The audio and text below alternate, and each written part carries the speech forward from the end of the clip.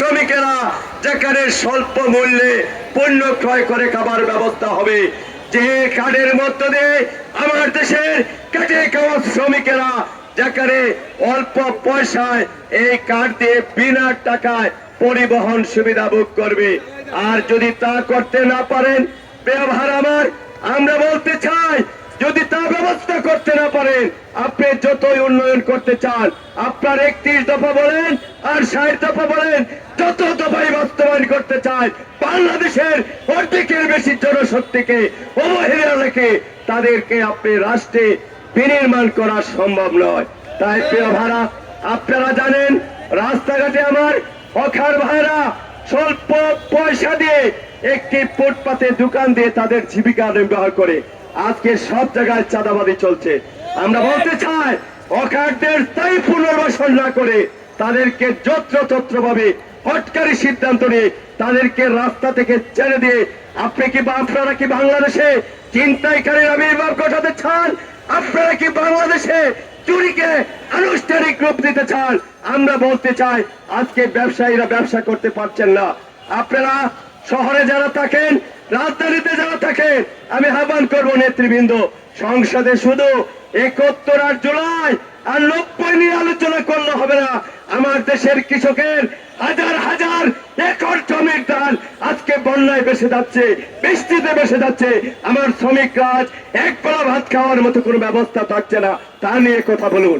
আমরা বলতে চাই, সংসদ জনগণের ট্যাক্সের পয়সা চলে।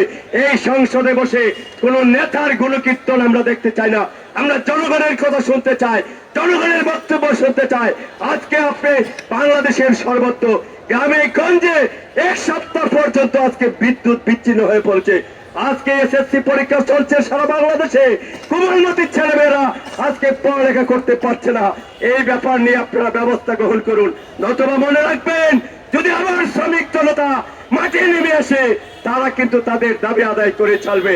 আসুন প্রিয় ভাইরা, শ্রমিক মজলিস তার জন্মলগ্ন থেকে অন্যায়ের বিরুদ্ধে, অবিচারের বিরুদ্ধে, জুলুমের বিরুদ্ধে, অত্যাচারের বিরুদ্ধে সাম্য, মানবিক মর্যাদা, ন্যায় বিচারের পক্ষে কাজ করছে। আমাদের দাবি সেই অধিকার নিশ্চিত করার জন্য আসুন আগামী দিনে ঐক্যবদ্ধ হতে হবে। প্রিয় ভাইরা, পয়লা মের যে শিক্ষা, সেই শিক্ষা হচ্ছে সকল জনতা ঐক্যবদ্ধ হওয়ার শিক্ষা। পয়লা মের শিক্ষা হচ্ছে, শ্রমিক দিবসের শিক্ষা হচ্ছে অন্যায়ের বিরুদ্ধে বলিষ্ঠ ভূমিকা রাখার শিক্ষা। আসুন আগামী দিনে রাজপথে সংগ্রামে ঐক্যবদ্ধ হয়ে এদেশের কেটে খাওয়া মোট জনসংখ্যার অর্ধেকের বেশি জনশক্তি সেই শ্রমিক শ্রেণীকে যদি আমরা কাঙ্ক্ষিত অর্থে তাদেরকে যদি কাজে লাগাতে না পারে, তাহলে আমাদের ভাগ্যের পরিবর্তন হবে না, দেশ উন্নয়ন হবে না।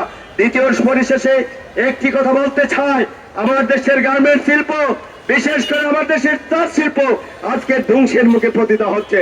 আপনারা জানেন, চা শ্রমিকরা 100 বছর যাবৎ বাংলাদেশে বসবাস করছে। দুর্ভাগ্যজনক সত্য, এই বাংলাদেশ গণপ্রজাতন্ত্রী রাষ্ট্র বিগত 54 বছরে পারেনি আমার চা শ্রমিকদেরকে একটুকু ভূমির মালিক বানাতে। এর চেয়ে নিষ্ঠুর আচরণ পৃথিবীর বুকে হতে পারে না। সুতরাং আজকেরা যারা মানবাধিকারের কথা বলছেন, যারা উন্নয়নের কথা বলছেন, আমরা বলতে চাই, আসুন আজকে মানবিক মর্যাদার দেশ, স্বাধীনতার যে ঘোষণা ছিল, মানবিক মর্যাদা, সাম্য, সুবিচার যদি প্রতিষ্ঠা করতে চান, তাহলে নেতার গুণগান নয়, নেত্রীর গুণগান নয়, আসুন জনতার গুণগান করি। যে জনতা আন্দোলন সংগ্রামের মধ্যে দিয়ে 2000 মানুষ জীবন দিয়ে আপনাদেরকে আজকে প্রধানমন্ত্রী বানিয়েছে, বিরোধী দলীয় নেতা বানিয়েছে, সংসদ সদস্য বানিয়েছে।